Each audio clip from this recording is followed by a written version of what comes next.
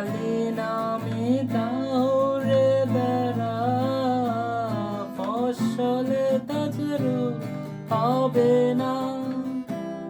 কালী নামে দাও রে বেড়া, ফসলে তাজরু হবে না। সে যে মুক্ত কেশী শক্ত বেড়া, তার কাছেতে